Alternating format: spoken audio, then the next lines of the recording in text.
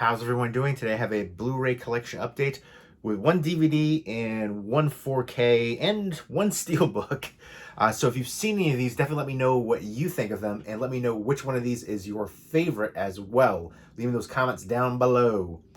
First up is the Lone 4K, and it's for My Fair Lady. And I watched this in its entirety for the first time recently. I've seen parts of it before. Um, I wasn't prepared for how long this movie was. It was winner of 8 Academy Awards, including Best Picture, Best Director as well, from George Cukor, who also did Philadelphia Story and Gaslight. Some great films, but starring Audrey Hepburn and Rex Harrison. Rex Harrison, the original Dr. Dolittle, very talented actor, and Audrey Hepburn, amazing. Let me know what your favorite Audrey Hepburn movie is.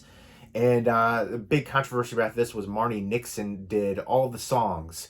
Her voice, Audrey Hepburn's voice, was dubbed. She didn't know that initially. Apparently, her voice wasn't strong enough for the singing. So all of her songs were dubbed except for part of one song.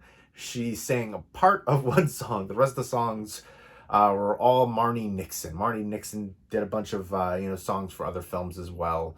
West Side Story. But yeah, 8 Academy Awards right here.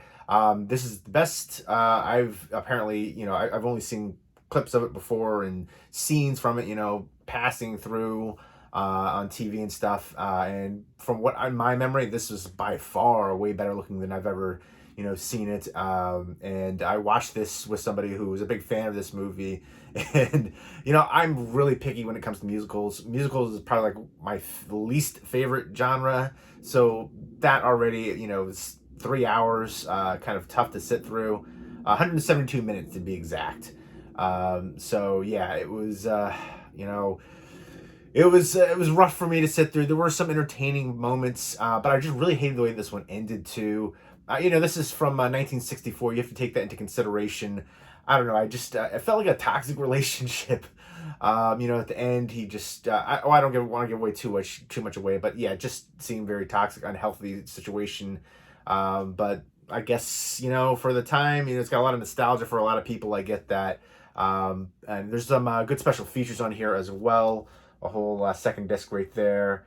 And the second disc is all Blu-ray special features, but the film is only on 4K for this release, and it is digital copy combo in here too.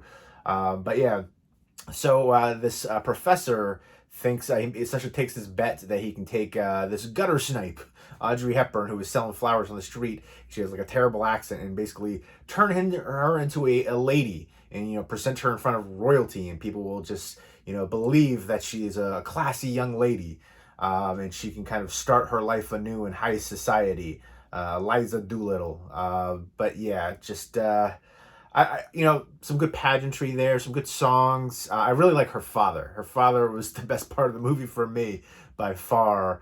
And she's absolutely talented. But I don't know, I just didn't really, I'm not a big musical guy. Let me know what your favorite musical is. I like Singing in the Rain. If we're going to talk about classic musicals, that's one that I really enjoy. One of my all-time favorites. But yeah, I don't know. This one, it's not one of my favorites for me. I know I'm definitely in the minority there. But great picture quality and audio quality. And I ruined somebody of watching this because they didn't know Marni Nixon did all the singing. So when I watched this, she was disheartened to find that out. But yeah, great restoration here, restored from 8K scans of the original 65 millimeter elements with 96K resolution. So yeah, it's adapted from the Broadway stage, and again, it's a classic musical. Everybody is familiar, one of the more well-known, beloved ones. I think I'm one of the only ones that didn't love it.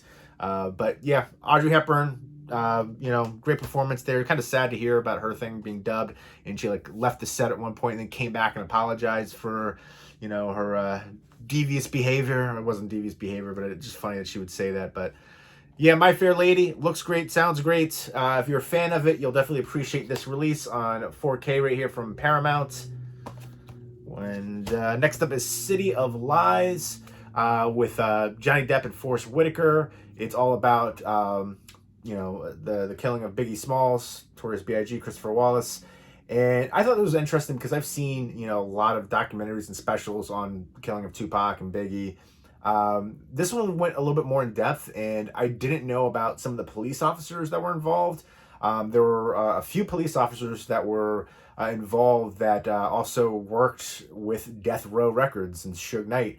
And a lot of that was kind of crazy, and like the cover up that went on. And also, this was in the wake of, the Rodney King, all that kind of situation. So there was a lot of high racial tensions that unfortunately influenced a lot of things that happened here. Like the film starts off with a white cop shooting a black cop, and they talk about that, and the family suing and winning a lot of money too, which is shocking considering how that case played out and the actual facts of it. And it's just a shame that unfortunately people are using the news and incidents at the time, high racial tensions to manipulate and trying to, get money, and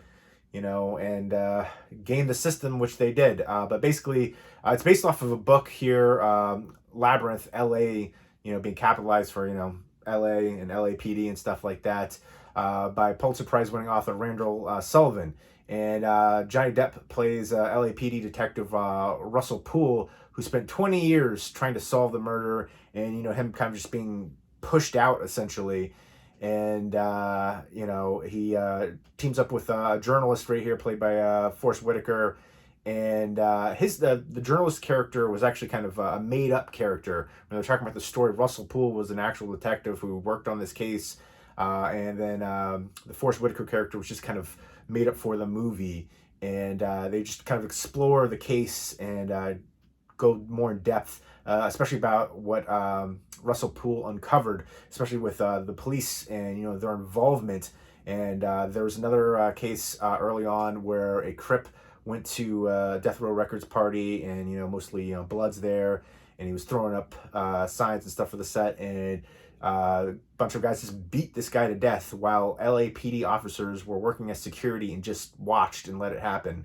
And there was like a long history of LAPD officers working with Death Row, and I thought that was really interesting, and it was really good performances, especially from Johnny Depp. Really enjoyed him here. So if you're a fan of Biggie and the cold case here, which is still unsolved essentially, I think you'll definitely enjoy this one. The City of Lies right there from Lionsgate, and then there are some special features right there on the back. Again, strong performance from Johnny Depp right there, and some interesting facts about the case. With some of the stuff I didn't know, bank robberies involved with LAPD officers, and just some crazy stuff going on there. Kind of mind blowing. I don't know. Like you figure they would do a lot of checking backgrounds and things of that nature, but I guess maybe some of it happened after the case, once they became officers. But yeah, mind blowing. Tragic too. And they had Notorious B.I.G.'s actual mother in here too, playing herself. So it was nice to see her. Valletta Wallace, I believe her name was, is. Obviously, she's. It felt really emotional when she was in the one scene talking with them. Because it was real for her and is real for her, and obviously, you want that to be solved for the family, and friends, not just the fans, but mostly for the family and friends. Next up from Mill Creek is MacGruber. This is a spoof on MacGyver, who can take, ordinary items and turn them into weapons and stuff like that, and, pick locks and all kinds of crazy stuff, except Will Forte playing MacGruber is not that good. And there's the whole thing where he's never shot a gun until like the end of this movie. I really loved seeing all the wrestlers in here, but that was short-lived. It was the Great Khali, Mark Henry, Chris Jericho. The Big Show was great. Kane. I'm trying to remember. There's a bunch of them in here. Val Kilmer is the lead nemesis bad guy here. Dieter von Kunth, which I love that name. So he has like a nuclear warhead, and MacGruber comes back. He hasn't been active in a long time in, military after 10 years since his fiance was killed by Dieter von Kunth. And then I love the backstory about explaining the relationship there. That cracked me up. And Kristen Wiig is in here too, and Ryan Phillippe. Ryan Phillippe was actually really funny in this role. I like the chemistry too. There's the celery scene, which is hilarious slash gross, but it's ridiculous. I've heard a lot of people like rave about this movie for a long time. I think it's a decent modern comedy movie. It's not great for me, but it has some funny scenes. Like for me, it's middling. I didn't love it quite as much as a lot of people seem to. There's a lot of shootouts and explosions and things of that nature. But it's just absurd. There are some funny scenes in here, but some of it kind of falls flat. But yeah, I definitely wanted more from the wrestlers in there. I wanted to see more of them in there. They were, that was short lived. But again, Ryan Phillippe, Kristen Wiig were great in here. I actually really enjoyed them more than anybody else. But yeah, this was it was okay. I wanted more from it. I heard so much about this for a long time. Different SNL people and stuff. I think this started off as a skit on SNL, perhaps. But yeah, Val Kilmer, awesome too. I'm a big Val Kilmer fan.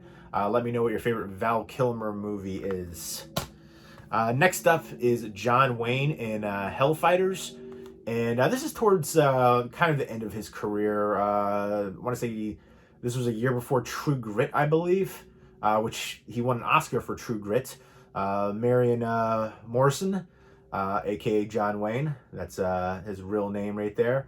I want to say, I believe this is 68. I'm trying to look on here. That's one of the things this is a Mill Creek release. But I remember Twilight Time. It was a studio that released Blu-rays. They're actually releasing again through Screen Archives. But they used to have the best setup on the back. It was so easy to find all the technical aspects and stuff. And I see it now. It's actually right there in front of me. But the way they had it boxed off, it was real easy to find everything. But yeah, 1968. He is a... this is basically paying tribute to an oil field legend, Red Adair. He's basically trying to fight oil rig fires. And there's a lot of dramatics in his lifetime as well. I think he gets divorced and he has a daughter, and all that kind of plays into it. And this is special effects and exciting locations in Texas and Wyoming. So yeah, a lot of oil rig explosions going on here and him putting it out. Let me know your favorite John Wayne movie. It was a Rooster Cogburn for True Grit. I actually really enjoyed the remake for that one too. That one really surprised me. I think I actually like the remake better than the original. But he was great in that one too. But I've been in a ton of great films. This is directed by Andrew V. McLaglen, who directed Wild Geese. But yeah, John Wayne, that's one I haven't seen. I'm looking forward to checking that one out. Mill Creek release. And again, more Mill Creek titles right here. Ultraman. This is the 7th in the Ultraman series, apparently. This is the Steelbook right here. Ultraman Leo. And this is like the regular design right there with the outer slipcase. Look at that on the side. Look at that crazy looking. That is wild looking. I've only seen. Look at that. What is that? Oh, I want to check that out. But I think there's like 20 different series of Ultraman. It's crazy. I think there's an animated like back in like the 80s. I want to say too, series for it. But yeah, it's very like inspired by or this inspired Power Rangers. I feel like the same look of the giant spandex clad character just trying to save Earth. This is there's an invasion by the tyrannical alien Magma, and he's rescuing different characters and trying to save the Earth, defending Earth. Ultraman right there. So I believe this is the 7th in the series. I'll be talking about this more in depth once I check it out. And again, the Steelbook, they put out a bunch of these already. Again, I think this is the 7th. So that's exciting if you're an Ultraman fan. It's mind-blowing how many Ultraman series there are. They're like seriously like 20, I think. I don't know the exact, but I want to say it's around that range. Last but not least is the Lone DVD. This is Star Trek Lower Decks Season 1 with 2 hours, or nearly 2 hours, of exclusive special features. Animated, kind of like spoof take on Star Trek and, the Lower Decks, Red Coat kind of, bottom rung, essentially. And it's from the writer and executive producer of Rick and Morty. So if you're a Rick and Morty fan, it looks like a similar animation style, and I guess, the writing too, same writer. So I haven't seen this one. I love Star Trek. Let me know who your favorite Star Trek character is, all the different iterations, and your favorite series. For me, Deep Space Nine. I grew up on Deep Space Nine and Next Generation, but Next Generation is my favorite. But those are the two I remember watching a lot growing up as a kid. And I would say Next Generation is my all-time favorite, and then the original series, then Deep Space Nine. And I know there's the newer ones. I recently checked out Picard. I only watched 3 episodes, and that really hasn't hooked me yet. But I feel like I need to finish it. But yeah, this one looks like it's going to be fun. I'm interested in checking this one out, and I'll probably be doing that soon. It's 4 hours and 11 minutes is the runtime, a 2-disc set right here. This does have a Blu-ray release, I think a Steelbook release as well. So this is from CBS and Paramount. And again, you know, a comedy Star Trek animated spoof kind of. I'm excited for it. So definitely be checking that one out. So there you go. Those are the 7 pickups. If you've seen any of them, definitely let me know what you think of them. Let me know what your favorite Ultraman series is, your favorite Star Trek series, your favorite John Wayne movie, your favorite Val Kilmer movie, your favorite modern comedy movie, your favorite spoof movie for that matter. I mean, Spaceballs, I feel like is an easy one for that. West Coast or East Coast, who did you like better, Biggie or Pac? Your favorite rapper, Nas for me.